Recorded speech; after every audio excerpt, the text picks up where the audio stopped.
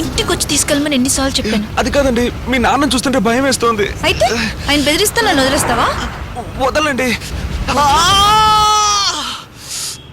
ఇంకోసారి నువ్వు ఇక్కడ కనిపిస్తే పగిలిపోతున్నా.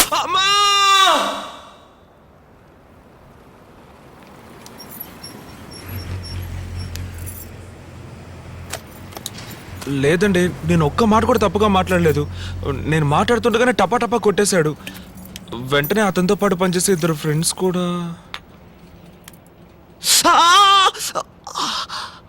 బాగా నొప్పిగా ఉంది.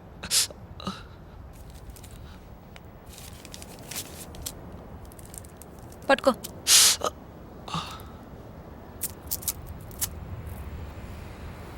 ఏమండి, మీరు డాక్టరా? కాదు, నర్సు. నర్సా? నీ మొహానికి డాక్టర్ కావాల్సి వచ్చిందా? లేదండి, నేను చిన్నప్పటి నుంచే పెళ్ళంటూ చేసుకుంటే ఒక నర్సుని లవ్ చేసి పెళ్లి చేసుకోవాలని డిసైడ్ అయిపోయాను. ఇంకేమన్నాడు? మీ వెనక 6 సంవత్సరాలుగా తిరుగుతున్నాడట, కానీ నేను నమ్మలేదు.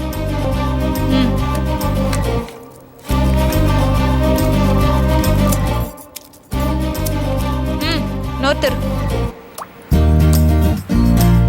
వాడు చెప్పింది నిజమే. 6 సంవత్సరాలు నా వెనకాలే తిరిగాడు, నేను పట్టించుకోనే లేదు. లాస్ట్గా ఒకరోజు ఏమన్నాడు తెలుసా? నువ్వేమైనా పెద్ద ఐశ్వర్య అనుకుంటున్నావా? నేను 6 సంవత్సరాలుగా తిరుగుతున్నాను, పట్టించుకోవడం లేదు.